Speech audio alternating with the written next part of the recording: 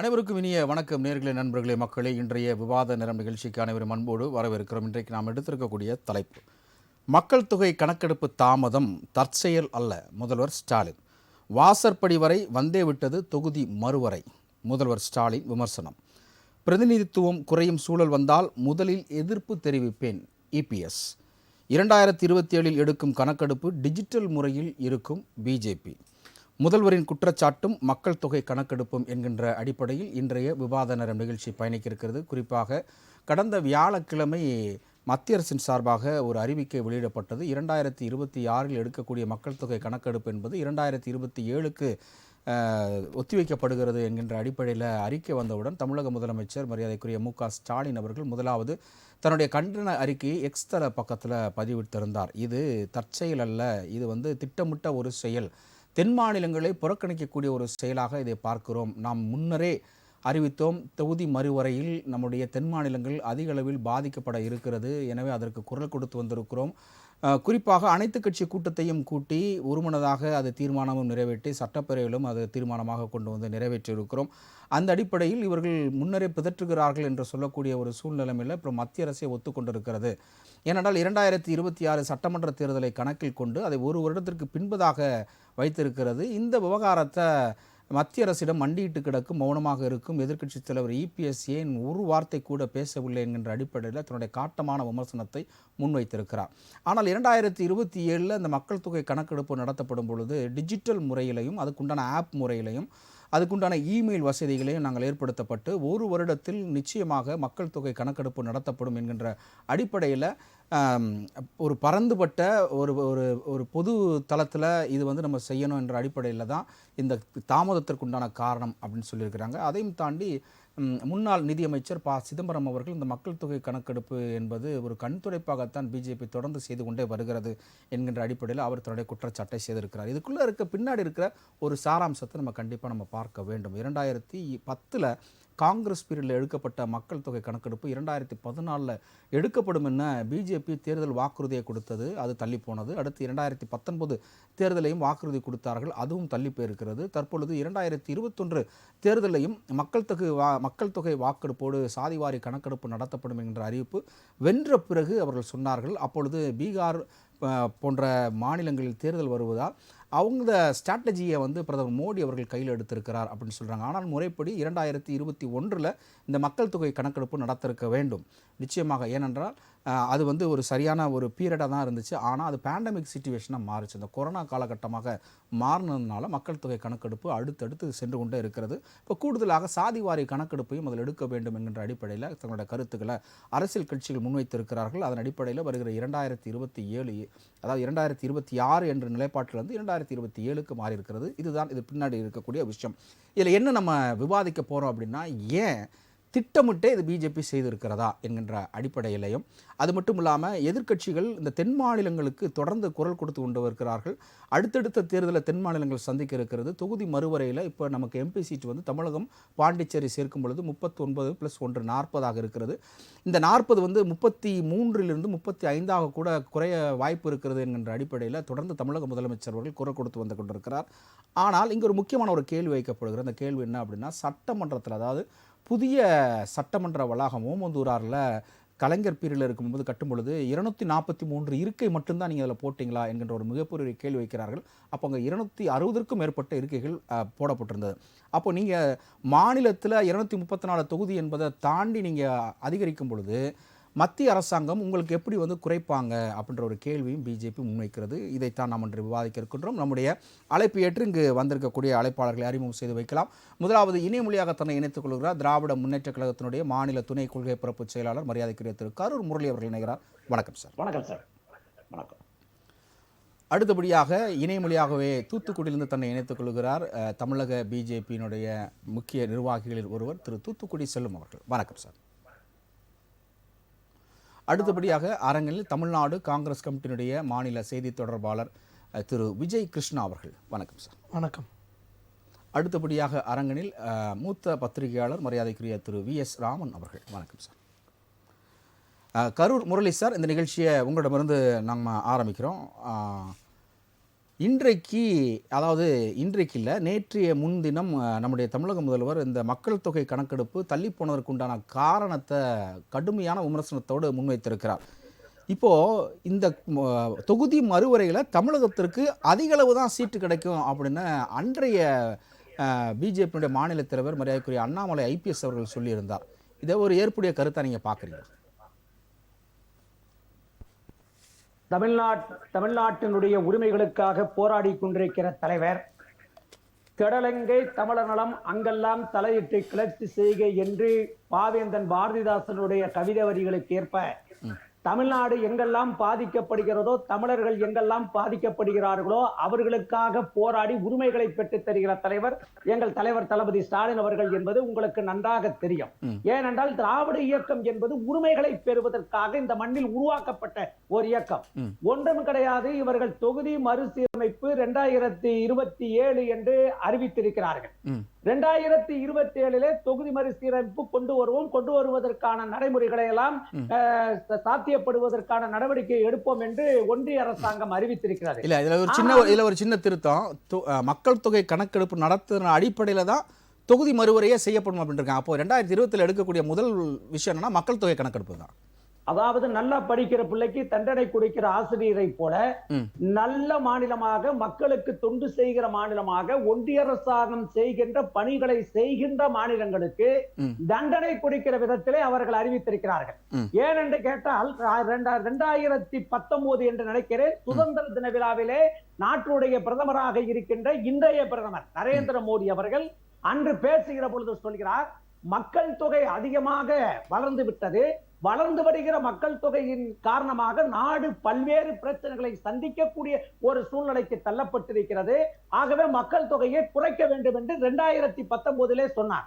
ஆனால் இதே கருத்தை தான் இந்திரா காந்தி அம்மையா அவர்கள் குடும்ப கட்டுப்பாடு திட்டம் என்று ஒரு சட்டத்தை கொண்டு வந்த பொழுது அந்த சட்டத்தை முறையாக சரியாக பின்பற்றிய மாநிலம் தமிழ்நாடு என்ற பெயரை பெற்று ஒன்றிய அரசாங்கம் சொன்னதை நாங்கள் சரியாக நடைபெறுத்திய காரணத்தால் இப்பொழுது எங்களுடைய மக்கள் தொகை குறைந்திருக்கிறது.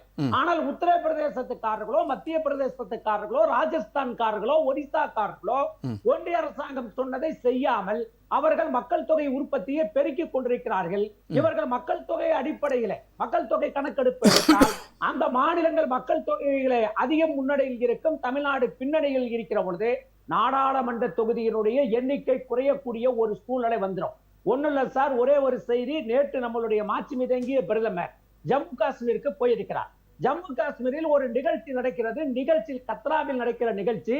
அதிலே அந்த மாநில யூனியன் பிரதேசத்தினுடைய முதலமைச்சராக இருக்கிற உமர் அப்துல்லா அவர்கள் பேசுகிற பொழுது அழகாக சொன்னார், இதோ பாருங்கள், ஜம்மு காஷ்மீர் என்ற மாநிலத்தினுடைய முதலமைச்சராக இருந்த என்னை ஜம்மு காஷ்மீருடைய யூனியன் பிரதேசத்தினுடைய முதலமைச்சராக ப்ரமோட் பண்ணிவிட்டு வைத்திருக்கிறீர்களே, இது நியாயமா என்று ஒரு பிரதமரிடம் ஒரு முதலமைச்சர் புலம்பக்கூடிய ஒரு நிலை வந்திருக்கிறது என்று சொன்னால், இந்த தொகுதி மறுசீரமைப்பு நடைமுறைப்படுத்தப்படுமானால் 39 தொகுதி, பாண்டிச்சேரி உட்பட 40 தொகுதி இருக்கிற தமிழ்நாட்டுக்கு 33 தொகுதி வருமானால் மக்களவைக்கு செல்கின்ற நாடாளுமன்ற உறுப்பினருடைய பிரதிநிதித்துவம் குறையும்.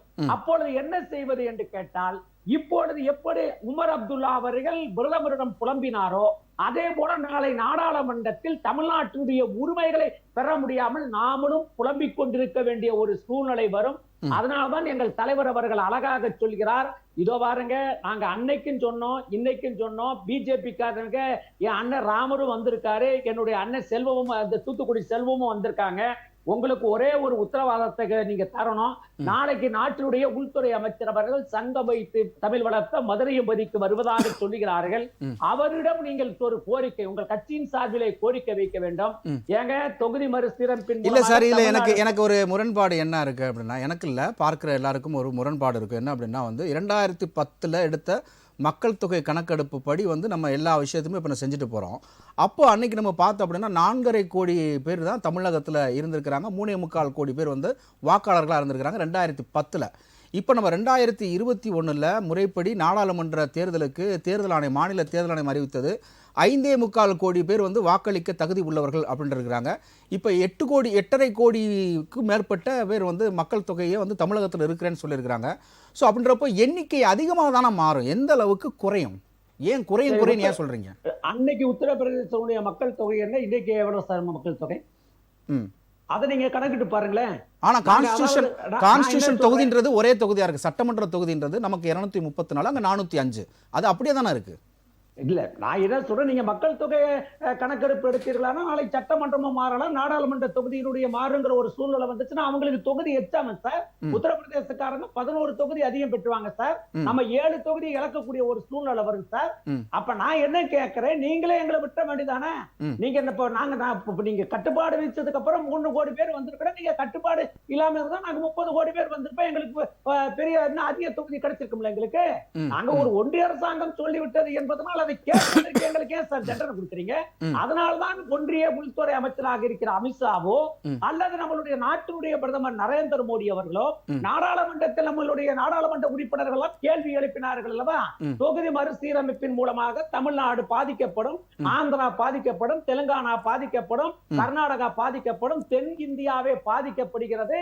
ஆகவே எங்களுக்கு ஒரு உத்தரவாதத்தை தாருங்கள் என்று கேட்ட பொழுது, அப்பொழுது சொல்லாவிட்டாலும் பரவாயில்ல, இப்பொழுது உள்துறை அமைச்சரோ அல்லது பிரதமரோ நாடாளுமன்றத்தில் எழுந்து தொகுதி மறுசீரமைப்பின் மூலமாக தமிழ்நாடு தொகுதியை இழக்காது, பிரதிநிதித்துவ விகிதாச்சார பிரதிநிதித்துவ இழக்காது என்ற ஒரு உத்தரவாதத்தை அவர்கள் தர வேண்டும்.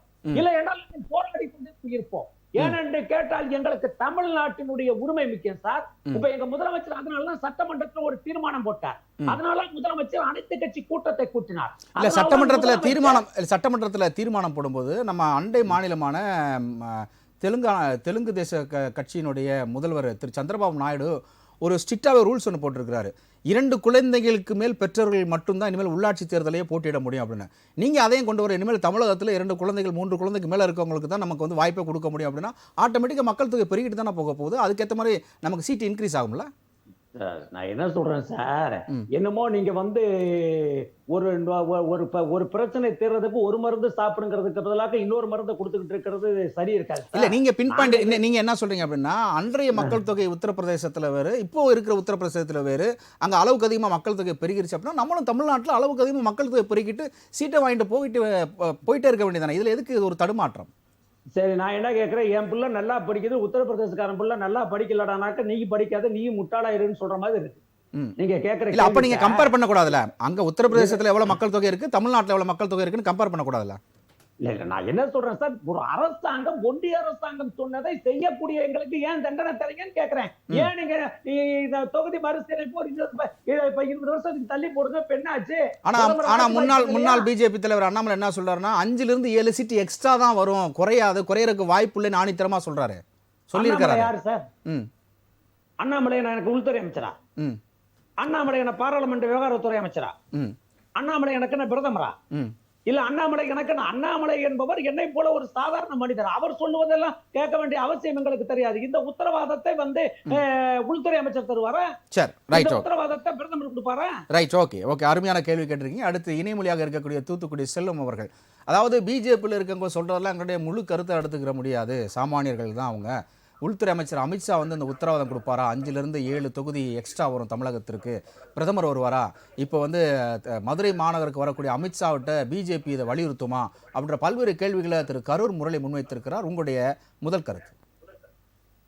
ராஜ் நியூஸ் தொலைக்காட்சி நிறுவனத்திற்கு நெறியாளர் சகோதரர் அருள் கபரியல் அவர்களுக்கு, என்னுடைய சக பங்கேற்பாளர்களுக்கு, தொழில்நுட்ப கலைஞர்களுக்கு என்னுடைய மாலை வணக்கம். வணக்கம். திமுகவுக்கு எப்பவுமே ஒரு சமீப நாட்கள்ல ஒரு 4-5 மாசமா எதை பார்த்தாலும் பயமா இருக்கு. ஒரு பிதற்றல் நாடகத்தை நடத்தி கொண்டிருக்கிறார். ஒரு சோமில்லாதவங்களுக்கு வந்து புலம்புவாங்க பாருங்க, எக்கோ அடிக்கணும் சொல்லு. அதாவது சோமில்லாதவங்க, உடல்நலம் பாதிக்கப்பட்டவர்கள் வந்து புலம்பிக்கிட்டே இருப்பாங்க. அப்படி இவர்கள் உடல்நலம் பாதிக்கப்பட்டு மனநலம் பாதிக்கப்பட்டு திமுக இன்றைக்கு எதை வச்சு அரசியல் பண்ணுவது, எத்தை சென்றால் குத்தம் தீரும் வாங்க. இப்ப இவங்களுக்கு சித்தம் பிடிச்சு போய் அடைகிறாங்க. நான் ஒன்னே ஒண்ணு கேட்கிறேன், மதிப்புமிக்க நெறியாளர் வந்து உங்களுக்கு தெரியும், 2027 மக்கள் தொகை மார்ச் மாசம் 1ஆம் தேதிக்கு பிறகு மக்கள் தொகை கணக்கெடுப்பு நடத்தப்படும். மக்கள் தொகை கணக்கெடுப்பு தேசம் முழுக்க ஒரு 140 கோடி 142 கோடி மக்களை அனைவரையும் டிஜிட்டல், அதாவது எல்லோரையும் கணினிமயமாக்கி எல்லோரையும் அவருடைய துல்லியமான கணக்கெடுப்போம் சொல்லி பாரதிய ஜனதா கட்சி அறிவித்திருக்கிறது. இப்ப 2027 மார்ச் மாதம் தொடங்குகிற மக்கள் தொகை கணக்கெடுப்பு முடிவதற்கு 2028 கடைசி வரையும் ஆகலாம். ஒருவேளை அந்த முறைப்படி வேகமா நடத்தினாங்கன்னு சொன்னா 2029 நாடாளுமன்ற தேர்தலுக்கு முன்பு மக்கள் தொகை கணக்கெடுப்பு பட்டியல் வருவதற்கு சாத்தியம் இல்லை. இங்கதான் வந்து எதிர்கட்சிகள்லாம் அவங்க மேல ஒரு குற்றச்சாட்டு வைக்கிறாங்க. 2029 தேர்தலுக்கு வரக்கு முன்னாடி இதெல்லாம் எடுத்துட்டீங்கன்னா ஒரே நாடு ஒரே தேர்தல் என்கின்ற ஒரு விஷயத்த கையில் எடுப்பீங்க அப்படின்னு வந்து உங்க மேல குற்றச்சாட்டு வைக்கிறாங்க. இல்ல, ஒரே நாடு ஒரே தேர்தல் என்பது மறைமுக அஜெண்டா கிடையாது, அதான் மறைமுக திட்டம் கிடையாது. அது வெளிப்படையா பாரதிய ஜனதா கட்சியினுடைய கொள்கை திட்டங்களில் ஒன்று. ஒரே நாடு ஒரே தேர்தல் என்பது பாரதிய ஜனதா கட்சியோட கொள்கை திட்டம். ஆனா மாநில தேர்தலையே உத்தரப்பிரதேசமாக இருக்கட்டும், கர்நாடகாவாக இருக்கட்டும், அதெல்லாம் 5 கட்டம் 3 கட்டம் 4 கட்டமா நடத்துறீங்களே, எப்படி இந்தியா முழுவதும் ஒரே கட்டமா நடத்துவீங்கன்ற ஒரு கேள்வியை தொடர்ந்து முன் வச்சுட்டு வராங்க. அண்ணா அருமையா சொன்னீங்க. அது எப்படி நடக்கும்னு கேட்டீங்கன்னா, வடகிழக்கு மாநிலங்களில் ஒரு ஒரு குறிப்பிட்ட கால 2 மாச இடைவெளியில வடகிழக்கு மாநிலங்களில் ஒரு பகுதி, அதே போல வடக்கு மாநிலங்களில், மத்திய மாநிலங்களில், தென் மாநிலங்களில் இப்படி 4 வகைப்படுத்தி ஒரு 4 கட்டமாக 2 மாத காலத்திற்குள் தேர்தல் நடத்தி முடிக்கிறது சாத்தியம்தான். இப்ப கூட நீங்க நம்ம தமிழ்நாட்டுல 234 நாடாளுமன்ற சட்டமன்ற தொகுதி இருக்கு. ஆனா 234 நாடாளுமன்ற தொகுதி கொடுத்தீங்கன்னா ரொம்ப சந்தோஷப்படுவாங்க எல்லாரும். அண்ணா கொஞ்சம் கேளுங்களேன், ஒரு நிமிஷம் அனுமதிங்க. அதாவது அவர் என் நண்பரை ரொம்ப நேரம் அனுபவிச்சீங்க, எனக்கு கொஞ்சம். அதாவது நகராட்சி தேர்தலை ஒரு கட்டமா நடத்துறாங்க, பேரூராட்சி தேர்தலை ஒரு கட்டமா நடத்துறாங்க, மாநகராட்சி தேர்தலையே 2 கட்டம் 3 கட்டமா நடத்துறாங்க. அப்படி இருக்கும்போது ஒரு இந்தியா முழுக்க பரந்துபட்ட தேர்தல், ஒரே நாடு ஒரே தேர்தல் என்ற கொள்கை வரும்பொழுது ஒரு மாதத்தில் 4 கட்டங்களாக தேர்தல் நடத்துவதில் என்ன தவறு இருக்கு? அது ஒண்ணு. 2வது, இப்போ தொகுதி மறுசீரமைப்பு பற்றி பேச வேண்டிய அவசியம் இல்லை. ஏன்னு கேட்டா, முதல்ல மக்கள் தொகை கணக்கெடுப்பு, அதுக்கு பிறகுதான் தொகுதி மறுசீரமைப்பு. நண்பர் முரளி கூட சொன்னாங்க, அண்ணாமலை யார் அப்படின்னா, அவரு அண்ணாமலை அவங்கள பார்த்தா எப்ப பார்த்தாலும் பயப்படுறாங்க. ஏன்னு கேட்டீங்கன்னா, யார் அந்த தம்பி,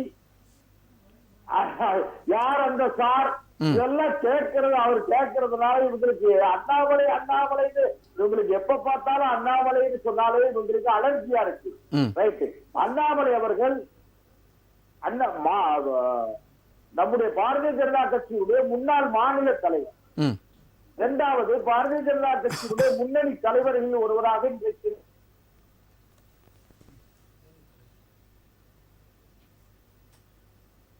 கோயம்புத்தூர்ல ஒரு நடந்த நிகழ்ச்சியில மாண்புமிகு உள்துறை அமைச்சர் அவர்களே சொன்னாங்க, உங்களுக்கு நினைவு இருக்கும்னு நினைக்கிறேன். மாண்புமிகு உள்துறை அமைச்சர் அமித்ஷா அவர்களே, தமிழ்நாட்டினுடைய தொகுதி எண்ணிக்கை குறையாது. அதுக்கு பிறகுதான் அண்ணாமலை அவர்கள் மரியாதைக்குரிய அண்ணாமலை அவர்கள் என்ன சொன்னாங்க, புரோரேட்டான்னு சொன்னாங்க.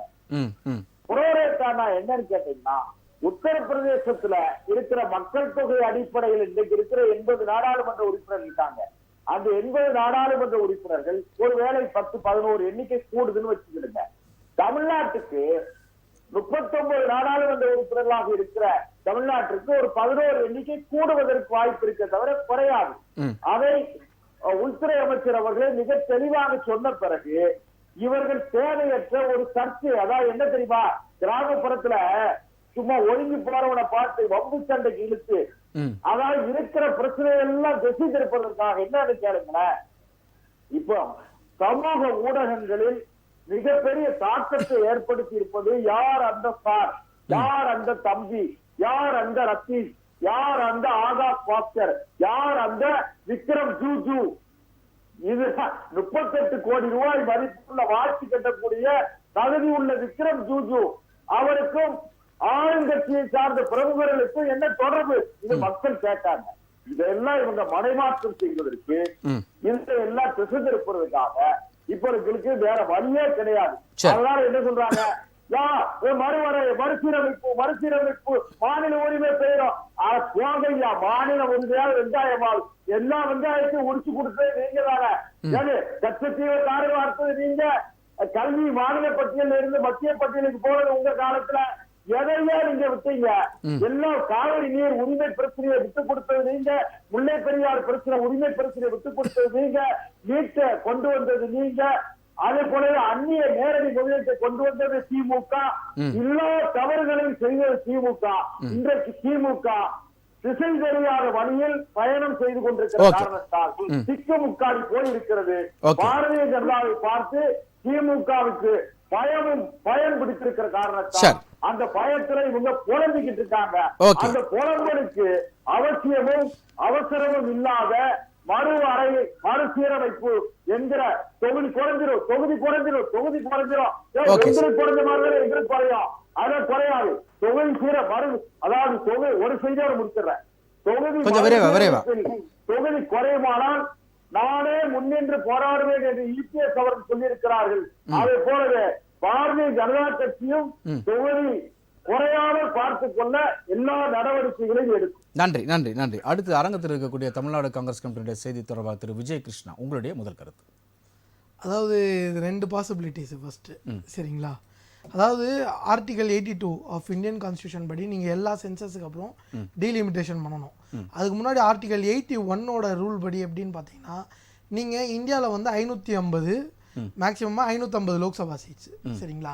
அது எப்படின்னா 530 சீட்டு ஸ்டேட்ஸுக்கும் 20 சீட்ஸ் வந்து 20 சீட்ஸ் வந்து யூனியன் டெரிட்டரிஸ் 20 தாண்ட முடியாதுன்னு. இது என்னென்னா ஆல்ரெடி நம்ம 543ல் இருக்கோம். இப்போ என்னென்னா 2 பாசிபிலிட்டிஸ் இருக்குது சரிங்களா. ஒன்று, அதாவது இந்த 543 ரீடைன் பண்ணால் ஜனத்தொகையின் அடிப்படையில் பண்ணால் தமிழ்நாட்டுக்கு 8 சீட்டு கம்மியாகும் சரிங்களா. 39லேருந்து 31 ஆகும். இந்த 848 இருக்குது பார்த்தீங்களா, இந்த 848 கணக்கில் நீங்கள் சீட்டு இன்க்ரீஸ் பண்ண போகும்போது 10 சீட்டு அதிகரிக்கும். 39லேருந்து 49 ஆகும். ஆனால் என்னென்னா இந்த ஃபஸ்ட்டு சொன்னோம் பார்த்தீங்களா, அந்த சிச்சுவேஷனில் தமிழ்நாட்டுக்கு 8 சீட்டு கம்மியாகும். அதே நேரத்தில் உத்தரப்பிரதேசத்துக்கு 10 சீட்டுக்கு மேலே அதிகரிக்கும். இந்த 2வது கண்டிஷனில் என்னென்னா தமிழ்நாட்டுக்கு 10 சீட்டு அதிகரிக்குமா, இந்த 10 சீட்டு அதிகரிக்கிற டைமில் உத்தரப்பிரதேசத்துக்கு 63 சீட்டு அதிகரிக்கும். அதாவது மொத்த தென் மாநிலங்களுக்கே நீங்கள் கணக்கு போட்டு பார்த்தோன்னா 21 சீட்டு தான் அதிகரிக்கும். இந்த இப்போது 21லேருந்து அதாவது ரொம்ப கம்மியாக தான் அதிகரிக்கும் சரிங்களா. தென் மாநிலங்களை பார்க்கும்போது நம்ம தானே முதலிடத்துல இருக்கோம் எம்பி சீட்ஸ். புரியல. இல்லை தென் மாநிலங்களை இல்லை நான் சொல்கிறது ஒட்டு மொத்த தென் மாநிலங்கள்லேயே இப்போ 129 எம்பி சீட்ஸ் இருக்கவங்களா. என்ன ஆகுனா 160+ வரும். இந்த 848 போகும்போது கீழே ஒரு 35லேருந்து 40 தொகுதின்னு ஒரு ஆவரேஜாக வச்சுக்குவாங்க. ஆனால் என்ன ஆகுனா இந்த 2 மாநிலங்கள் பீகார் மற்றும் உத்தரப்பிரதேஷ் போன்ற மாநிலங்களுக்கு, இந்த 2 மாநிலத்துக்கு சேர்த்து மட்டும் 63, உத்தரப்பிரதேஷுக்கு, பீகாருக்கு 39, இந்த 2 மாநிலத்துக்கு மட்டும் 102 சீட் அதிகரிக்கும். இப்போ என்ன ஆகும், இதனால என்ன ஆகும்னா இந்தியா வந்து ஒரு பாராளுமன்ற ஜனநாயகம். யாருக்கும் நான் எதுவும் அது சுருக்கமாக சொல்லணும் அப்படின்னா தென் மாநில தயவு நமக்கு தேவையில்லை. அதான் பார்லிமெண்ட் கான்செப்டா, அவ்வளோதான். இது இந்த சிம்பிள் கான்செப்ட். அதாவது பார்லிமெண்டரி டெமோக்ரஸின்றது கிட்டத்தட்ட எல்லாமே டோட்டலாக இப்போ அதாவது பாராளுமன்ற ஜனநாயகமே வெறும் கேலி கூத்தாயிடும். ஏன்னா இன்னைக்கே ஒன்றும் பெருசாக கேட்கறது இல்லை சரிங்களா. இன்றைக்கே நம்ம உரிமைகளுக்கு ரொம்ப போராட வேண்டியதாக இருக்குது. நம்ம வர வேண்டிய நிதிகளுக்கு ரொம்ப போராட வேண்டியதாக இருக்குது. இன்னும் நம்மளுக்கு இப்போ இருக்கிற அந்த அரௌண்ட் 24% ரெப்ரசன்டேட்டிவ் சவுத் இந்தியாவிலேருந்து இருக்காங்க. ரொம்ப சிம்பிளாக தமிழிசை நேற்று சொல்லியிருக்காங்க. என்ன சொல்லியிருக்காங்க அப்படின்னா, மத்திய அரசோடு இருக்கிற மோதல் போக்க கைவிடுங்க, எப்படின்னா ஆட்டோமேட்டிக்காக நிதி வந்துருமே. இல்லை இது இது இது என்ன மாதிரி ஒரு பேச்சுன்னு எனக்கு உண்மையாலே புரியல. ஏன்னா மத்திய அரசு கூட மோதுறதுன்றது எதனால நீங்க யோசிக்கணும். மத்திய அரசு கிட்ட நீங்க யாரும் மோதல, எங்க உரிமையை கேட்கிறோம். அவங்க இது வந்து எப்படின்னா, அதாவது வந்து இது ஃபர்ஸ்ட் அம்பேத்கரை நம்ம புரிஞ்சுக்கணும். இல்ல இதுக்கு காரணம் வந்து அந்த மோதல் போக்கு காரணமே வந்து திமுக அதன் கூட்டணி கட்சி. இல்ல அதுதான் நான் சொல்றேன். இது எஜுகேஷன்ல வந்து 2000 சொச்சம் கோடி நிப்பாட்டி வச்சிருக்காங்க. நீங்க பிஎம் ஸ்ரீ திட்டத்துல சேரேன்னு சொல்லி நீங்க சொன்னீங்க சரிங்களா. அதுக்கப்புறம் சேர மாட்டேன்னு சொல்றீங்க. நீங்க சேருங்க, உங்களுக்கு கொடுக்குறோம் அப்படின்னு. ஓகே ஃபர்ஸ்ட் 2 क्वेश्चन நான் கேக்குறேன். ஃபர்ஸ்ட் பிஎம் ஸ்ரீல சேர்றேன்னு யார் சொன்னா? நம்மளுடைய சொல்லல. இல்ல சொல்லல. அத வந்து ரிவ்யூ பண்றோம்னு சொல்லி இல்ல அத வந்து அதிகாரப்பூர்வமாக நாடாளுமன்றத்துல சார் சிஎம் அவர்கள் தர்மேந்திர பிரதான் அவர்கள் அவருடைய தன்னுடைய வலைதள பதிவிலே போட்டிருக்கிறாரு அவங்க லெட்டர்ல சைன் பண்ணி கொடுத்தது. அவர் போட்டதுக்கு அப்புறம் சீஃப் செக்ரட்டரி அனுப்பின லெட்டரே ட்விட்டர்ல ரிலீஸ் பண்ணாங்க. சீஃப் செக்ரட்டரி அவர்கள் அனுப்பின லெட்டரே ட்விட்டர்ல ரிலீஸ் பண்ணாங்க. அந்த லெட்டர்ல என்ன கிளியரா சொல்லியிருக்காங்கன்னா, நாங்க ஒரு கமிட்டி வச்சு ரிவ்யூ பண்ணிட்டு இது முடிவு எடுக்கிறோம்னு சொல்றோம். சரிங்களா? இதுதான் பிளான் இஸ், அதாவது என்ன சொன்னீங்க, இந்த திட்டத்தை நாங்கள் முழுமனதாக நாங்கள் வரவேற்கிறோம். இல்ல அவர் மென்ஷன் பண்ணியிருக்கிறது வரவேற்கிறோம். இருப்பினும் நாங்கள் ஒரு குழு அமைத்து அதை நாங்க வந்து முடிவு பண்ணி பரிசீலனை பண்ணி நாங்க சொல்றோம் அப்படின்றாங்க. குழு அமைச்சு அப்ப நாங்க சொன்னப்போ பரிசீலனை சொல்லிட்டு வந்தப்போ 500 லட்சம் கோடி ரிலீஸ் பண்ணாங்க. சார். அதாவது நான் சொல்லிடுறேன்ல, ஃபர்ஸ்ட் நாங்க இது மாதிரி நாங்க ரிவ்யூ குழு அமைச்சு ரிவ்யூ பண்ணிட்டு சொல்றோம்னு சொல்லியிருக்கோம். இன்னொன்னு PM ஸ்ரீ ஸ்கூல்ஸ் இருக்குல்ல, நீங்க இதை எந்த அடிப்படையில நீங்க நிபந்தனை வைக்கிறீங்க? இந்த மனப்போக்கு தான் மிகப்பெரிய தவறுன்றோம். நீங்க அதை என்ன சொல்றீங்கன்னா வந்து குலக்கல்வி அதை வந்து கொண்டு வந்துரும் PM ஸ்ரீ. சார் இல்ல சார், நீங்க இந்த ஐடியாலஜிக்கல் விஷயம்லாம் விடுங்க. அட்மினிஸ்ட்ரேட்டிவ் ரீசனா PM ஸ்ரீயை நாங்க அக்செப்ட் பண்ணாதான் நீங்க சமகர சிக்ஷா அபியானை ரிலீஸ் பண்ணணும் எந்த முகாந்திரத்துல சொல்றீங்கன்ற கேள்வி நான் வைக்கிறேன். PM ஸ்ரீ ஸ்கூல்ன்றது நீங்க ஒரு மாடல் எடுத்து வந்திருக்கீங்க. சரிங்களா? PM ஸ்ரீ ஸ்கூலுக்கு ஃபண்டிங் எப்படி வருது? PM ஸ்ரீ ஸ்கூலுக்கு மொத்தம் 27,000 கோடி, 27,000 பிளஸ் 27,000 ஒரு 300-400 கோடி, அதுல 18,000 கோடி உங்களோட ஃபண்டிங். மிச்சம் ஃபண்டிங் எங்கிருந்து வருது? இன்னொன்னு சமகர சிக்ஷா அபியான்ன்றது என்னது? இந்த SSA இருக்குல்ல, சமகர சிக்ஷா அபியான்ன்றது என்னது? சமகர சிக்ஷா அபியான் வந்து இதுக்கு முன்னாடில இருந்து, அதாவது இவங்க எடுத்துட்டு வரதுக்கு முன்னாடில இருந்தே இந்த ராஷ்டிரிய மத்தியமிக், அதுக்கப்புறம் சர்வ சிக்ஷா அபியான் நிறைய ஒரு 4 ஸ்கீம் கிட்ட இருந்தது. இந்த அதுலயும் ஒரு ஸ்கீம் குறிப்பிட்டு இந்த RTE ரைட் டு எஜுகேஷன், இந்த கல்வி உரிமை சட்டத்துல படிக்கிற மாணவர்களுக்கு பயன்படக்கூடிய வகையில் இருந்தது. நீங்க இதுல தான் நான் சொன்னேன் ஏத்து பண்றது. நீங்க எந்த முகாந்திரத்துல சொல்றீங்க? அதுக்கான அதிகாரம் எங்க இருக்கு? அதுக்கான அதிகாரம் எங்க இருக்கு? அதுதான் இதுதான் நான் சொன்னேன். நான் ஃபர்ஸ்டே சொல்ல வந்தது அதுதான். இது 2 பர்செப்ஷன். நீங்க வந்து அம்பேத்கர் என்ன சொல்றாருன்னா, state and union is co equal. இது ரெண்டும் ஒன்று தாழ்ந்தது ஒன்று கீழே, ஒன்று உயர்ந்தது தாழ்ந்தது இல்லை, ரெண்டும் ஈக்குவல். இதை நீங்கள் கான்ஸ்டியூஷன் அசம்பிளி டிபேட்ஸை நீங்கள் ஃபுல்லாக படித்து பார்த்தீங்கன்னா பல இடங்கள்ல சொல்லியிருக்காங்க. ரொம்ப தெளிவாக சொல்லியிருக்காங்க. ஆனால் இவங்க என்ன நினைக்கிறாங்கன்னா, மத்தியம் நாங்கள் ஒன்றியம் நாங்கள் சொல்கிறது தான் நீங்கள் கேட்கணும், நீங்கள் எங்களுக்கு கீழே நீங்கள் இருக்குது எங்களுக்கு தாழ்ந்தவங்கன்ற மனப்போக்கு இருக்குது. இதுதான் விஜய் இந்த வேர்டை அக்செப்ட் பண்ணிக்கிறாரா? நீங்கள் கூட்டணி, அதாவது மத்தியில் ஆட்சி அமைக்கும் போது ஒன்றியம் என்று சொல்லாத திமுக அரசு அப்பையும் தெரியும் இது டெரிட்டரி யூனியன் தானே நமக்கு தெரியும்ல, ஆனால் இப்போ மட்டும் இந்த யூனியன்ற வேர்டை வந்து அக்செப்ட் பண்ணிக்கிறீங்களா? இல்லை, அவங்க பல சூழ்நிலைகளில் பல இடங்கள்ல அவங்க ஒன்றிய அமைச்சகம் சொல்லியிருக்காங்களே. இப்போ ஒன்றியம் சொல்றதுல என்ன தவறு இருக்குன்ற அங்கதான் முதல் மோதல் பிஜேபி மனப்பான்மையா இருக்கு. இது பிஜேபியோட மனப்பான்மை. நீங்க என்னன்னா, இது கான்ஸ்டிடியூஷன் ரொம்ப கிளியரா சொல்லுது, India shall be union of states. நீங்க இல்லாத ஒரு விஷயத்தை சொல்றப்ப தானே பிரச்சனை வரும். காங்கிரஸ் இதே மாதிரி விமர்சனம் பண்ணியிருந்தா காங்கிரஸ் ஏற்றுக்கொண்டிருக்கும் ஒரு கேள்வியா இருக்கு பிஜேபி கிட்ட. புரியல என்னது? இல்ல இதே இது வந்து காங்கிரஸ் ஆட்சி அமைக்கும் போது ஒன்றிய காங்கிரஸ் அரசு அதாவது வந்து நீங்க இந்திய வரலாறுல எந்த காலகட்டத்திலையும் எங்குமே விமர்சனங்களை ஜனநாயகமும் விமர்சனமும் பிரிக்க முடியாதவை. விமர்சனங்கள் இருக்கு. அந்த விமர்சனங்கள் எந்த மாதிரியான விமர்சனங்கள், அந்த விமர்சனங்களை இருபுறம் இருக்கவங்களும் எப்படி எதிர்கொள்றாங்க. இன்னும் சொல்ல போனா ஒரு விமர்சனம் ஆரோக்கியமா இருக்கிற வரைக்கும் அது நாட்டுக்கு நன்மை தான் பயக்கும். ஹெல்தி கிரிட்டிசிசம் இஸ் யாருமே இங்க எதிர்ப்பு சொல்லவே இல்லை. நீங்க அதுவும் குறிப்பா பாத்தீங்கன்னா UPN 2ல காங்கிரஸ் மேல வைக்காத விமர்சனமே இல்லை, அதை ஹெல்த்தியா எடுத்திருக்கோம். ஓகே, அப்போ உங்களுடைய பார்வை என்ன நான் எடுத்துக்கிறேன் அப்படின்னா வந்து யூபியாக இருக்கட்டும் மத்திய பிரதேஷாக இருக்கட்டும், இந்த இரண்டுக்கும் வந்து கான்ஸ்டியூஷன் அடிப்படையில் வந்து அதிக அளவு இன்க்ரீஸ் சீட்டு வரும், கிட்டத்தட்ட 100க்கு மேல வரும். ஆனா தென் மாநிலங்களுக்கு வந்து ஒரு 30 அதாவது வந்து இந்த ஜனத்தொகை குறைவா வரும்ன்றது உங்களுடைய கருத்தா இருக்கு. இல்ல, இது என்னோட கருத்து இல்ல, இது பல உலக அறிஞர்கள் ரிசர்ச் நீங்க சொல்ற ஸ்டாட்டிஸ்டிக்ஸ். இது இண்டிவிஜுவலா நான் போட்ட ஸ்டாட்டிஸ்டிக்ஸ் இல்ல, இது குளோபல் ஸ்காலர்ஸ். அதுவும் இந்தியால நம்ம பல இதுல இருந்த கிறிஸ்டோபர் ஜாஃபர்லெட் போன்ற பல குளோபல் ஸ்காலர்ஸ்லாம் இன்வால்வ் ஆயிருக்காங்க. அதுல வந்து ஸ்டாட்டிஸ்டிக்ஸ். ஓகே, நம்ம தொடர்ந்து பேசுறோம். அடுத்து அரங்கத்தில் இருக்கக்கூடிய மூத்த பத்திரிகையாளர் திரு VS ராமன் அவர்கள். சார், இந்த தலைப்பு வந்து கிட்டத்தட்ட நமக்கு ஒரு 10க்கும் மேற்பட்ட முறை நம்ம எடுத்திருக்கிறோம் அந்த டீலிமிட்டேஷன்ஸில் வந்து. இப்போ என்ன கேள்வி அப்படின்னா வந்து மக்கள் தொகை கணக்கெடுப்பை 2026 நடத்துவேன்னு சொல்லிட்டு இப்போ 2027க்கு தள்ளி போட்டதுக்குண்டான காரணம் என்ன அப்படின்ற ஒரு கேள்வியை முதல்வர் வந்து காட்டமாக முன்வைக்கிறார். உங்களுடைய பதில்? தமிழ்நாடு அரசு 2021 நடந்த சட்டமன்ற தேர்தலில் திமுக கொடுத்த தேர்தல் வாக்குறுதி எல்லாமே மக்களை ஏமாற்றி அதன் மூலம் வெற்றி பெற்று மக்களை திரும்ப ஏமாற்றுறதுக்கான செப்படி வித்தைகள் தான் அந்த தேர்தல் அறிக்கை எல்லாமே கொடுத்தாங்க. ஆனால் பாஜக அப்படி இல்லை, சொல்வதை தான் செய்யும். காரணம் என்றால் ஆர்டிகல் 370 முடிச்சாங்களா இல்லையா, செய்து முடிச்சாங்களா இல்லையா, அயோத்தியா கோயில் கட்டி முடிச்சாங்களா இல்லையா, இந்தியாவில் அது மாதிரி ஒரே நாடு ஒரே தேர்தல், அது மாதிரி எல்லா விஷயங்களும் பாஜக கண்டிப்பாக செய்து முடிக்கும். அந்த அடிப்படையில் வந்து சில அதாவது ஒரு திட்டத்தை நீங்கள் கேட்குறீங்க, கொஸ்டின் கேட்குறீங்க, ஆனால் அதை செயல்படுத்தல காட்டும்போது எவ்வளோ பிரச்சனைகள் இருக்கும்போது, உதாரணத்துக்கு ஜாதி வாரியாக கணக்கெடுப்பு, மக்கள் தொகை கணக்கெடுப்பெல்லாம் 2011 அதை எடுத்து எவ்வளோ பிரச்சனைகள் ஆச்சு. அது பிறகு அன்னைக்கு காங்கிரஸ் கட்சி 2011 எடுக்கும்போது, அப்படி எடுக்கின்ற போது வந்து ஜெயராம் ரமேஷை சமீபத்தில் சொல்லும்போது அதுக்கான பதில்கள் எல்லா தொலைக்காட்சியிலுமே பாஜக தலைவர்களும் கூட இருக்கிறாங்க. அந்த அடுப்பில் பார்க்கும்போது இன்றைக்கி இந்த பிரச்சனை என்னென்னா, அவர் கேட்குற முதலமைச்சர் கேட்குறாங்க, உள்துறை அமைச்சருக்கு பேச்செல்லாம் தண்ணியிலே எழுதி வைங்கன்னு சொல்கிறாங்க. ஒரு தண்ணியில் எழுதி வைங்க, மத்திய அரசு நம்மளை ஏமாற்றி விடும், அது மக்கள் தொகை எடுத்து வஞ்சகமாக தமிழ்நாட்டு மக்களை வஞ்சிக்கின்றது என்ன சொல்கிறாங்க. இந்தியாவில் எந்த மாநிலத்திலுமே இப்படி கிடையாது. தமிழ்நாட்டில் திமுகவும் தமிழ்நாட்டுக்கு இந்த காங்கிரஸ் கட்சியும் சேர்ந்து டெல்லியில் தொடர்ந்து மோதல் போக்கை கடைபிடித்து தமிழ்நாட்டின் வளர்ச்சியை கெடுக்கக்கூடிய ஒரு நிலைப்பாடு தான் இங்கே உள்ள திமுக கூட்டணி கட்சி செயல்படுறாங்க. நீங்கள் மாநில அரசை நசுக்கத்தான் பார்க்குறீங்க, தூக்கி விட பார்க்கல. ஒரு விஷயங்களுங்க, வராத வெள்ளத்துக்கு 15,000 கோடி கொடுக்குறீங்க. பீகார்ல வராத பேரிடருக்கு 15,000 கோடி நிதிஷ்குமாருக்கு இதே எங்களுக்கு நிதி கொடுங்க, நாங்க பேரிடர்ல வந்து நிதி பண்ணப்பட்டிருக்கு. நீங்க நிதி உங்க மாவட்டமும் ஒண்ணுதான். நிதி கொடுக்க வேண்டும்னால் ஒவ்வொரு மாநில இந்தியாவில் வந்து தமிழ்நாட்டை வந்து மாற்றாந்த வீட்டு பிள்ளையாக இந்திய அரசு பார்க்கவில்லை, மத்திய அரசு பார்க்கல. எல்லாருக்கும் ஒரே மாதிரி இருந்தது. இது சொல்லிக்கலாம், 1000 சொல்லிக்கலாம். நீங்க வந்து அப்படி பார்த்தா தமிழ்நாட்டில் கடந்த 4 ஆண்டு காலமாக தமிழ்நாட்டில் திமுக ஆட்சி வந்த பிறகு தமிழக மக்கள் தேனாரிலும் பாலாரிலும் மிதந்து எல்லோருக்கும் எல்லாம் என்ற நிலைப்பாடு இந்த அரசு செயல்படுகின்றதா இல்லையே.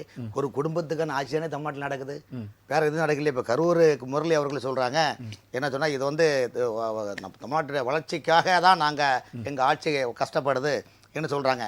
ஜம்மு காஷ்மீரில் பிரதமர் போய்கின்ற போது அங்கே உமர் அவர் சொல்லியிருக்காரு, சிஎம் சொல்லியிருக்காரு, நீங்கள் எங்களை எத்தோ மாநிலத்தை தனித்தனியாக பிரிச்சுட்டீங்க, இப்போ ப்ரொமோட் பண்ணிட்டீங்க என்று சொல்கிறாங்க. ஆந்திரா மாநிலம் தெலுங்கானம் தனியாக பிரிஞ்சது, ஆந்திரா தனியாக பிரிஞ்சது.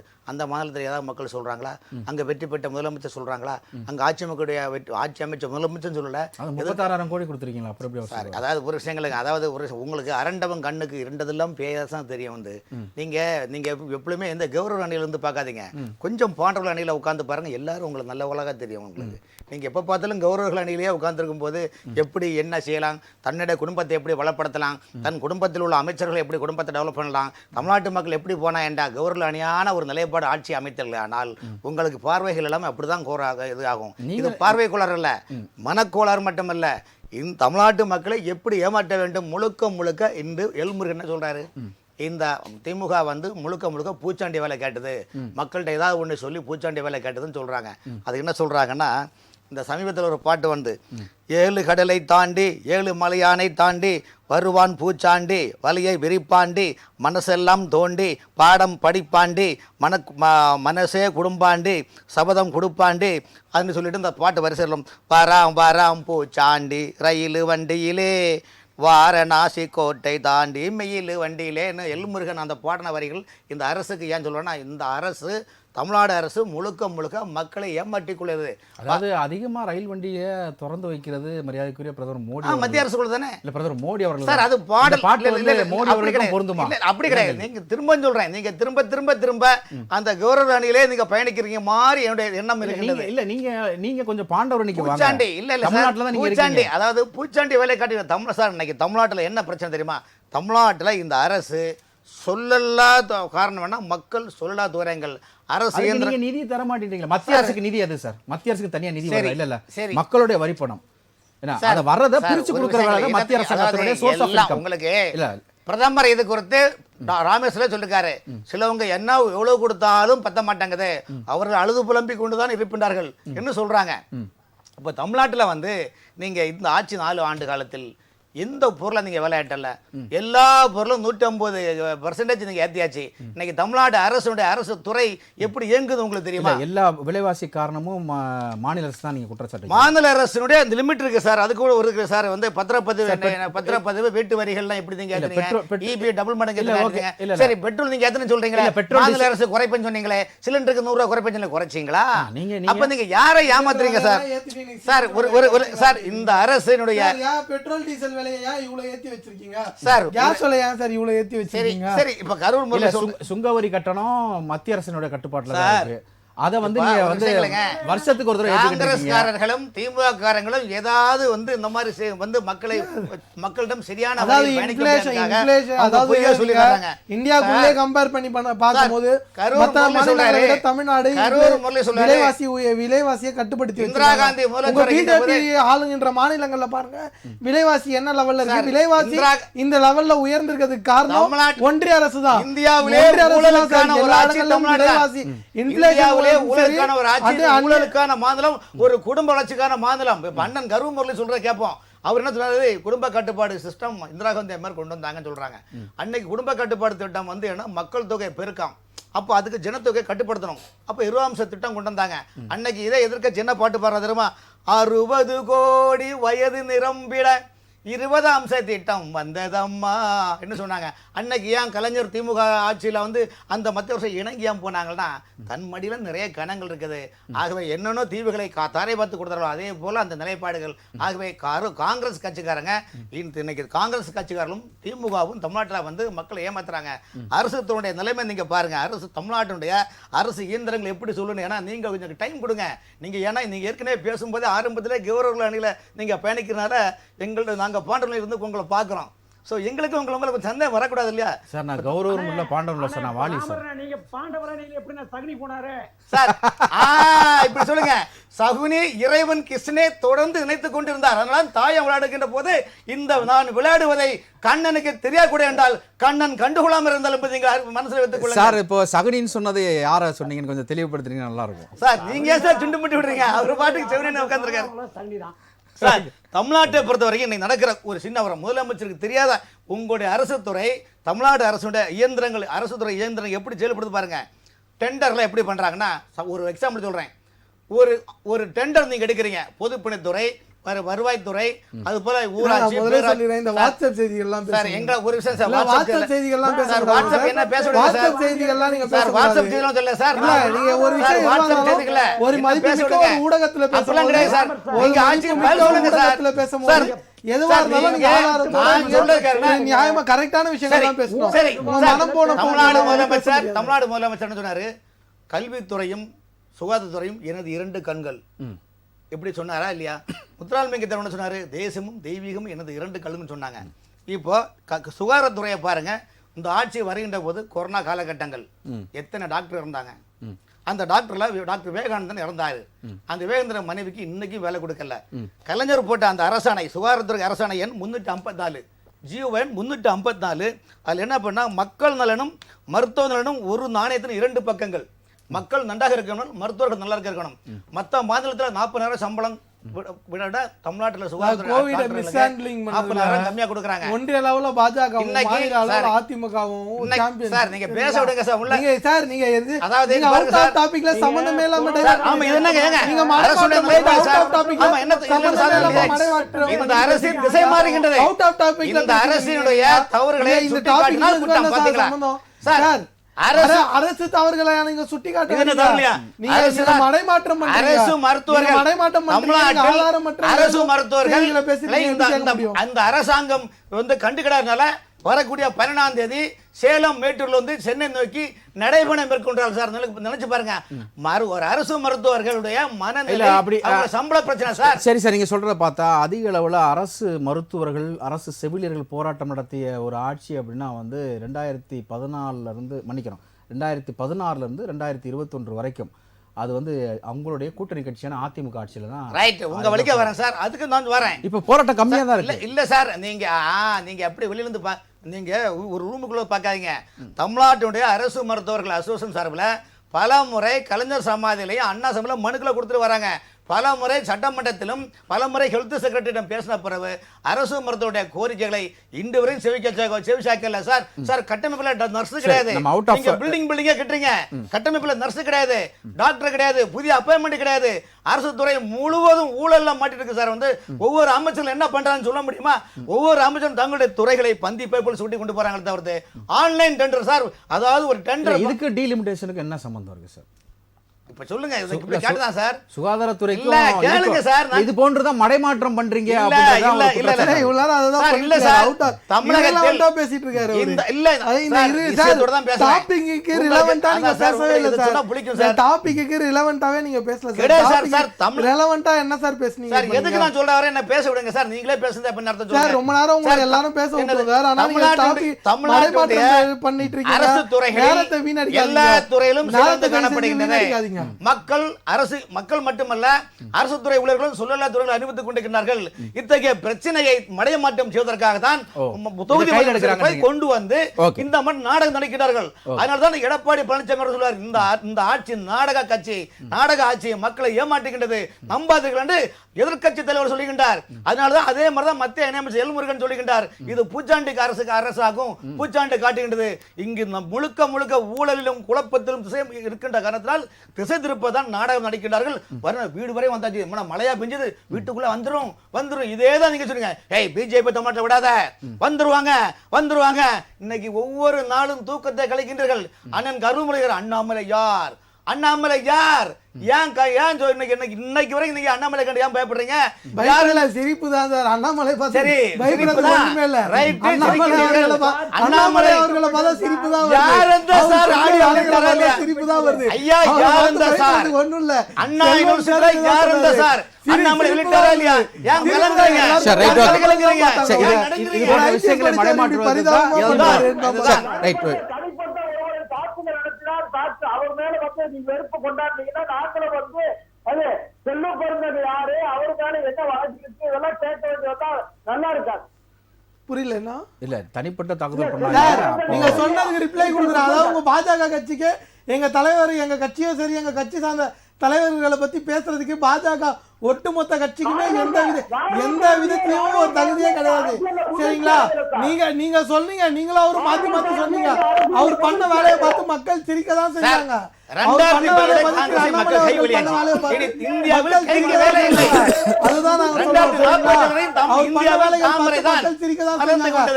தனிநபர் தாக்குதல்ல தமிழக அரசியல்ல அதிகமா தனிநபர் தாக்குதல்ல இறங்குறது யாருன்னா திரு அண்ணாமலை அவர்கள் தான்.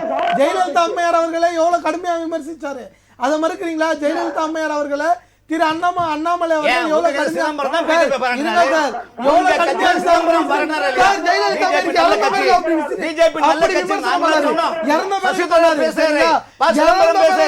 அவ்வளவு மோசமா பண்ணாரு. சார், இந்திரா காந்தி அம்மாவே கலைஞர் அளவுக்கு பேசுறது யாருமே கிடையாது, திமுக காரன் அளவுக்கு பேசுறது யாருமே கிடையாது. Okay sir, okay. இந்த விஷயங்களுக்கு எல்லாம் நம்ம முற்றுப்புள்ளி வச்சு நம்முடைய சுற்றினுடைய இரண்டாவது சுற்றும் நிறைவான கருத்தும் திரு விஜயகிருஷ்ணன் உங்களிடமிருந்து ஆரம்பிக்கிறேன். ஸோ இது வந்து தமிழகத்தில் நடக்கக்கூடிய அரசாங்கத்தின் மீது இருக்கக்கூடிய அதிருப்தியை மறைப்பதற்காகத்தான் திமுகவும் அதன் கூட்டணி கட்சிகளும் இந்த டீலிமிட்டேஷன் கையில் எடுத்து பேசுகிறாங்க அப்படின்ற ஒரு விஷயத்தை முன்வைக்கிறாங்க. இதற்கு உங்களுடைய கருத்து? இல்லை, அப்போது சிபிஐஎம் எம்ஏ பாபி அவர்கள் சரிங்களா, அவர் ஸ்டேட்மெண்ட் கொடுத்துருக்காரு. அப்போ அவர் எதை மறைக்கிறதுக்கு ஸ்டேட்மெண்ட் கொடுக்குறாரு?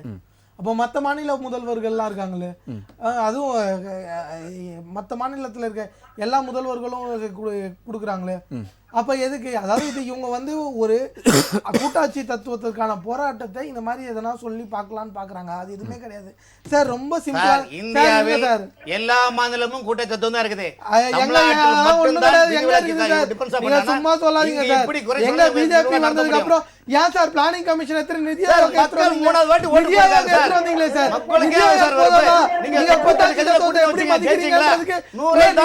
போதாதா?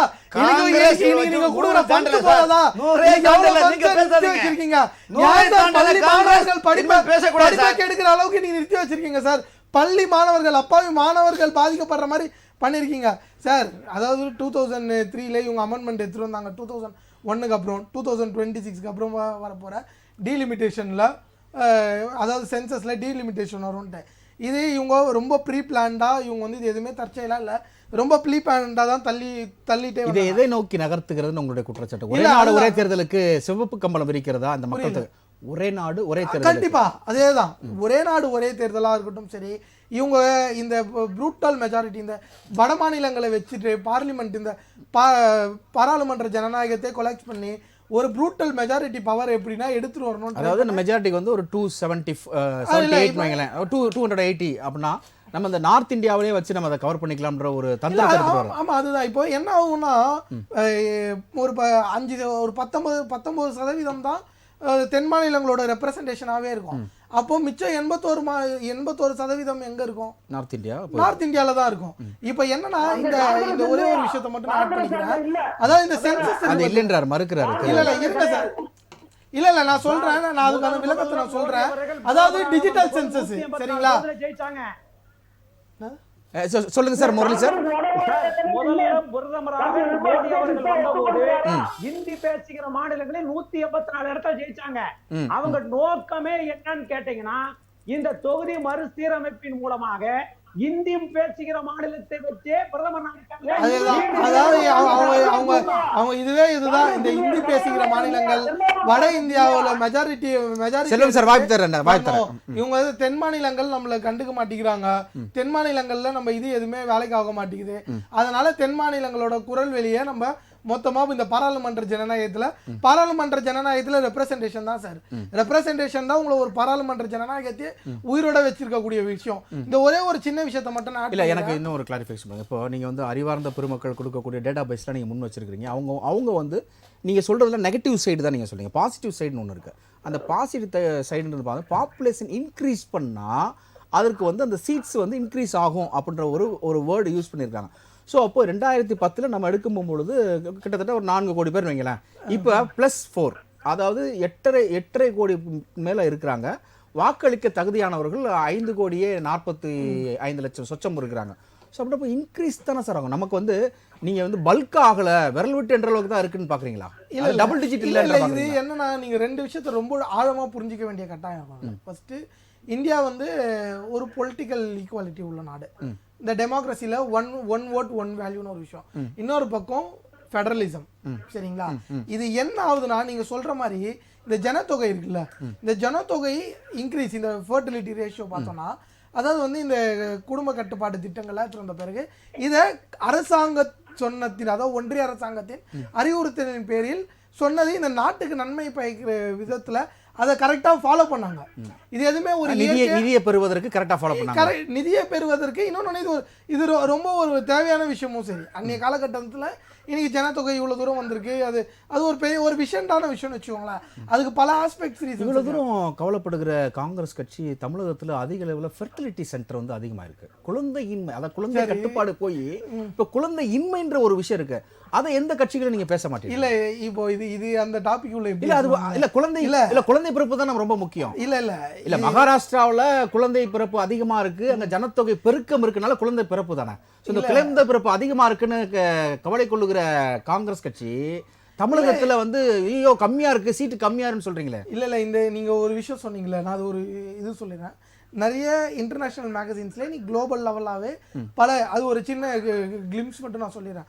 லைஃப் ஸ்டைல் ஹேபிட்ஸ்னால இது தமிழ்நாடுல பல இடங்கள்லயுமே இந்த ஒரு சில விஷயங்கள் இருக்கலாம், சரிங்களா? நான் ஆல் ஓவர் இந்தியா தான் சொல்றேன், ஒன்லி ஃபார் தமிழ். அதுதான் நான் சொல்றேன். நீங்க சொல்றீங்க பாத்தீங்களா, இந்த விஷயம் இருக்கு பாத்தீங்களா, இது லைஃப் ஸ்டைல் ஹேபிட்ஸ்னால இந்த ஃபர்டிலிட்டி ரிலேட்டட் விஷயம்லாம் வந்து குளோபலாவே இருக்கு, சரிங்களா? அது எந்த மாநிலத்துக்கும் ஒரு தனிப்பட்ட ஒரு உட்பட்ட விஷயம்லாம் கிடையாது. உலக அளவுலேயே அது கொஞ்சம் முன்னாடி இருந்த, அது உலக அளவுலேயே இன்னைக்கு அது இந்த சென்டர்ஸ்லாம் இருக்காங்க.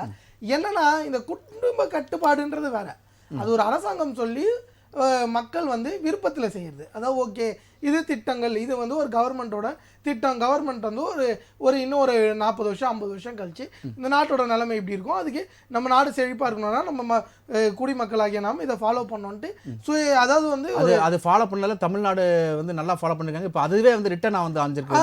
அதுதான் இப்போ அதை ஒழுங்காக ஃபாலோ பண்ணியிருக்காங்க. ஃபாலோ பண்ணியிருக்கவங்களுக்கு, நல்லா ஃபாலோ பண்ணவங்கள நீங்க தண்டனை கொடுக்குற மாதிரி இருக்கு இந்த விஷயம், சரிங்களா? இது வந்து அதாவது சீட்டை குறைக்காம நீங்களே வந்து முன் வந்து சீட் இன்னும் டபுளா இன்க்ரீஸ் பண்ணணும். இன்னொன்னு வந்து இது என்ன ஆகும்னா, இன்னும் ஃபியூச்சரிஸ்டிக் விஷயம்ல போகும்போது இது இன்னும் ஒரு தப்பான எக்ஸாம்பிள் தான் செட் பண்ணும். எதாவதுனா இந்த பகுத்தறிவு, கல்வி, இந்த விஷயங்களின்படி நடந்துக்கிறவங்களுக்கு எல்லாம் தண்டனை வரும். அப்ப தப்பான விஷயம் சரியாகவும் சரியான விஷயம் தப்பாகவும் வரும். இது யாருமே இல்லைன்னு மறுக்கவே முடியாது. தப்பான விஷயம் சரியாகவும் சரியான விஷயம் தவறாகவும் ஒரு பிரதிபலிப்பை ஏற்படுத்தும். அந்த வழியில சமுதாயம் போகணுமா அப்படின்ற ஒரு அப்ப மிகப்பெரிய கேள்வி இருக்குல்ல. அப்ப நியூட்டன்ஸ் தேர்ட்ல முன்னாடி வைக்கிறீங்க, எவ்ரி ஆக்ஷன் கிவ்ஸ் ஆப்போசிட் அது சரி, நியூட்டன் ஸ்டார்ட்லான்றது ஒரு பெரிய கான்செப்ட் சரிங்களா. அது வந்து ஒரு அது வந்து யூனிவர்சல் கான்செப்ட் சரிங்களா. அது எல்லாத்துக்குமே பொருந்தும், நிறைவான அரசியல் எல்லாத்துக்குமே அது பொருந்தும். ஒரு சின்ன விஷயத்தை மட்டும் நான் ஆட் பண்ணிக்கணும்னு விரும்புறேன். 2020 ஜீன் ட்ரீஸ் அவங்க வந்து ஒரு மிகப்பெரிய ஸ்காலர் அவரு சரிங்களா. அதாவது இந்த சென்சஸ் டிலேனால 2020க்கு 21க்கு அப்புறம் எடுக்க வேண்டிய சென்சஸ் டிலே சொல்லுங்க. அதான் 10லேருந்து 12 கோடி மக்கள் வந்து இந்த ஃபுட் ஆக்சஸ் கிடைக்காம ஸ்ட்ரகிள் பண்ணாங்கன்னு கண்டினியூஸாக சொல்லிட்டு இருந்தாங்க. ஆனால் நீங்கள் அதெல்லாம் கண்டுக்காம கரெக்டாக நீங்கள் தள்ளி கரெக்டாக 2027 எடுத்துட்டு வந்து வைக்கிறதுக்கு என்ன காரணம்? இதுக்கு முன்னாடி பட்ஜெட்லேயும் சரி இவங்க இந்த சென்சஸ்க்கான இதுக்கு அலாட் பண்ண அமௌண்ட் எல்லாம் எவ்வளோன்னு பார்த்தோன்னா 1000 கோடி 500 கோடி இதை தான் இவங்க பண்ணாங்க. இது எல்லாமே இவங்க உள்நோக்கத்தோடு இங்கே இருக்க இந்த பாராளுமன்ற ஜனநாயகத்தையும் கூட்டாட்சி தத்துவத்தையும் சிதைப்பதற்கான முயற்சி தான் இது எல்லாமே. ஓகே, நன்றி. திரு ராமன், உங்களுடைய நிறைவான கருத்து ஒரு சில வரிகள். அதாவது இந்த ஆட்சியை பொறுத்தவரையிலும் அவர்கள் இனிமேல் மக்களை சந்தித்து ஓட்டு கேட்க முடியாது என்ற மனநிலையில் நிலைப்பட்டிருக்கின்றது. 8 தடவை மோடி வந்து ஒரு சீட்டு கூட கிடைக்கலையே தமிழகத்துக்கு.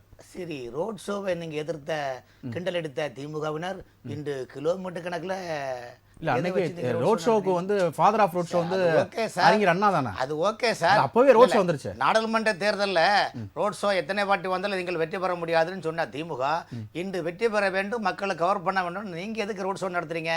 இப்ப 2 நாள் கழிச்சு அடுத்து எங்க நடத்த போறீங்க தெரியுமா? கோயம்புத்தூர், ஈரோடு, திருப்பூர், சேலம், மேட்டூர்ல முடிச்சு அங்க இந்த விவசாயிகளுடைய நிகழ்ச்சியும் டேம் திறக்கிறதுக்கு இப்ப முதலமைச்சர் அடுத்த கட்டத்தை ரெடி பண்றாங்க. ஆகவே திமுக பொறுத்தவரை எப்படின்னா மயக்கமா கலக்கமா மனசிலே குழப்பமா என்ற நிலையில்தான் திமுக உள்ளது. திமுகவிடம் மக்கள் மத்தியில் எந்த செல்வாக்கும் இல்லை. ஊழலில் கரை புரண்டு ஓடுகின்றது. இந்த ஆட்சியால் மக்களுக்கு ஜல்லி பைசாக்கு பிரயோஜனம் கிடையாது.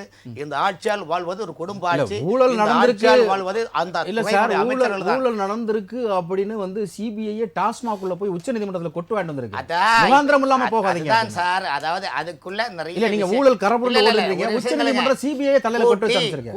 உச்சநீதிமன்றம் சொன்ன வார்த்தைகள் என்னன்னா ED is breaching all your limits. உங்களோட எல்லா வரம்புகளையும் நீங்க மீறுறீங்க. இதுதான் உச்சநீதிமன்றம் சொன்ன விஷயம். அதாவது நீங்க ED எப்படி உங்களோட அரசியல் காரணங்கள் அதெல்லாம் கிடையாது சார். அதெல்லாம் கிடையாது. சும்மா நீங்க சொல்லுங்க சார். சார் அந்த கேஸ்ல என்ன சார் முகாந்திரம்? என்ன முகாந்திரம்? தனிநபர் அப்ப செந்தில் பாலாஜி உத்தமர் காந்தியா, சத்யமன் சாவுத்திரியா, வைமே வெல்லுமா, மகாத்மா காந்தி பக்கத்து வீட்டுக்காரரா? சொல்லுங்க நீங்க சொல்லுங்க. இல்ல செக்கல் தச்சம்மல் வாவு சிதம்பரம் பிள்ளையா? வாவு சிதம்பரம் பிள்ளை குடும்பத்தை நீங்க கண்டுக்கல. வாவு சிதம்பரம் பிள்ளை பேரனுக்கு நீங்க அரசு வழக்கறிஞர் கொடுக்கலாம்னு விடுந்து அவங்களுக்கே பட்டணமா போட்டீங்க. அப்ப தியாகிகளும் பிள்ளையே நீங்க நடுத்தல விடுற ஆளு நீங்க மக்களை வச்சு பாப்பீங்களா? மக்களை விட்டு பாப்பீங்களா? ஊழல்வாதிகள் தமிழ்நாடு இந்தியாவிலே ஊழலுக்கு என்ற ஆட்சி இந்த ஆட்சி அகற்றப்பட வேண்டும்தான் என்டிஏ கூட்டணி இலக்கு. சரி, நன்றி. திரு தூத்துக்குடி செல்வம், உங்களுடைய நிறைவான கருத்து ஒரு சில வரிகள். அதாவது கடந்த காலங்களில் ராஜீவ் காந்தி தமிழ்நாட்டில் 19 முறை வந்த நேரங்களிலும் தோற்றிருக்கிறார். அதனால நீங்க அதை பேசாதீங்க. ஒண்ணு. இரண்டாவது, இந்தி பேசுற மாநிலங்களில் எல்லாம் பிஜேபி வெற்றி பெற்று சொன்னா வட மாநிலங்களில் பாரதிய ஜனதா கட்சி மட்டும்தான் செல்வாக்கோடு இருக்கிறது. காங்கிரஸ் அங்கே காணாமல் போயிருந்தது என்பதை தப்பி காங்கிரஸ் கட்சியை சார்ந்த விஜயகிருஷ்ணா ஒத்துக்கொண்டிருக்கிறார் நான் பொருள் கொள்றேன். ஒண்ணு. இரண்டாவது, இப்ப என்ன விஷயம்னு கேட்டீங்கன்னா ED என்போர்ஸ்மெண்ட் டைரக்டரேட் இதெல்லாம் வந்து ஒன்று போட்டு என்போர்ஸ்மெண்ட் டைரக்டரேட்டையும் அரசையும் இணைக்க வேண்டியதில்லை. ED நீங்க கூட சொன்னீங்க சுப்ரீம் கோர்ட் வந்து ஏன் வந்து உச்ச நீதிமன்றமே உங்களுக்கு மேல வந்து ED மேல வந்து ஒரு குட்டி இருக்கேன்னு சொன்னீங்க. நான் என்ன சொல்றேன்னு கேட்டீங்கன்னா உச்ச நீதிமன்றம் அரசு நிறுவனம் டாஸ்மாக் நிறுவனத்தின் மீது ஆதாரபூர்வமாக நீங்கள் போகணும்னு தான் சொல்லியிருக்காங்களே தவிர தனிநபர்களை பற்றி பேசல. ஓகே, நிறைவான கருத்து. நிகழ்ச்சியோட நிறைவான கருத்து. இல்ல, நான் 2 நிமிஷம் நிகழ்ச்சி முடிக்கணும். ஓகே சார், ஓகே, நீங்க மறுபடியும் சொல்லிட்டீங்க. நிகழ்ச்சியோட நிறைவான கருத்து. திமுக நாட்களை எண்ணிக்கொண்டிருக்கிறது. திமுகவுடைய ஆட்சி அதிகாரம் போகக்கூடிய நாள் ரொம்ப பக்கத்துல வந்துருச்சு. அதனால திமுக வேறு செய்திகளே இல்லைங்கிறதுனால இப்ப என்ன செய்யறாங்க? இந்த டீலிமிட்டேஷன் மறுசீரமைப்புங்கிற செய்தியும் பேச்சும் அவசியம் இல்லை. அவர்களுக்கு வேற வேலை இல்லைங்கிறதுனால இப்ப பொய்யும் புரட்டுமா திமுக சொல்லிக் கொண்டிருக்கிறார்கள். திமுகவுடைய தலைமை ஒருவரும் படித்தார். ஓகே சார், நன்றி சார், நன்றி. திரு கரூர் முரளி, உங்களுடைய கருத்தும் நிகழ்ச்சியுடைய நிறைவான கருத்தும்.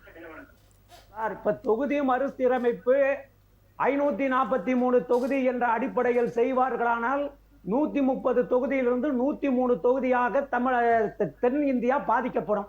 அப்பொழுது நமக்கு என்ன பிரதிநிதித்துவம் கிடைக்கும் என்று சொன்னால் இதோ பாருங்கள், நமக்கு பிரதிநிதித்துவம் 24.74 இப்ப இருக்கு.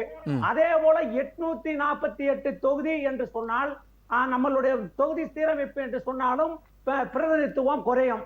ஆனா ராமரும் அண்ணன் செல்வம் அவர்களும் பேசுறாங்க, திமுக ஊழல்னு பேசுறாங்க. ஒரே ஒரு கருத்து சொல்றேன், ஒரே ஒரு கருத்தை மட்டும் உங்களுக்கு சொல்றேன். மத்திய பிரதேசத்தில் 100 நாள் வேலை திட்டத்தில் வேளாண்மைத்துறை அமைச்சருடைய மகன் பார்த்தீர்களானால் 50 கோடி ரூபாய் ஊழல் செய்து கைது செய்யப்பட்டிருக்கிறார். 90 கோடி ஊழல் இன்னைக்கு தமிழகத்திலே குடிநீர் வடிகால் வர 90 கோடி ஊழல் ஆன்லைன்ல ஊழல் சார். வெள்ளிக்கிழமை இரவு கிருஷ்ணகிரி நகராட்சியில ஆன்லைன்ல டெண்டர் அப்டேட் பண்ணி திங்கட்கிழமை எடுக்கறாங்க. சரி, ஓகே ஊழல் நான் ஓகே சொன்னா உங்களுக்கு பிடிக்கல. லிஸ்ட் இருக்கு சார். வந்து சரி, ஓகே. தமிழ்நாடு அரசு எவ்வளவு ஊழல் பண்றாங்க, எந்த மாதிரி ஊழல் பண்றாங்க பட்டியல் சார், பிஎம் கேர்ஸ்னு ஒன்னு இருந்தது. பிஎம் கேர்ஸ்னு ஒன்னு இருந்தது. என்னாச்சு? பிஎம் கேர்ஸ் என்னாச்சு? வந்திருக்கீங்களா? ஓகே. இந்த நாட்டை நுழைய முடியாது, தமிழ்நாட்டில் நுழைவதற்கு அனுமதிக்க முடியாது. நன்றி. ஒரே ஒரு கருத்தை நான் சொல்லுகிறேன், இந்த கருத்தை மட்டும் உள்வாங்கிக் கொள்ளுங்கள். தமிழிசை சொல்லி இருப்பதாக தோழர்கள் பேசினார்கள், ஏன் கொஞ்சம் பணிந்து குடிந்து போக கூடாதா என்று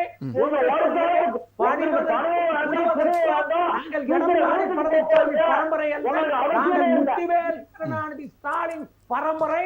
பயம் என்பது திமுக காரன் அகராதியில் கிடையாது. பயந்தால் அவன் திமுக காரனாகவே இருக்க முடியாது என்பவர்கள் நாங்கள் என்பதை நிகழ்ச்சி நிறைவு செய்கிறேன். நிகழ்ச்சியில் வந்து கருத்துக்களை பதிவு செய்த நால்வருக்கும் ராசிக்கு நன்றிகளையும் வாழ்த்துக்களையும் வணக்கங்களையும் தெரிவித்துக் கொள்கிறது. நேர்களே, இத்துடன் நம்முடைய விவாத நேரம் நிகழ்ச்சி நிறைவேறுகிறது. மீண்டும் மற்றொரு விவாத நேரம் நிகழ்ச்சியில் சந்திக்கலாம். அதுவரை உங்களிடம் விடைபெறுகிறோம். நன்றி, வணக்கம் நண்பர்களே, மக்களே.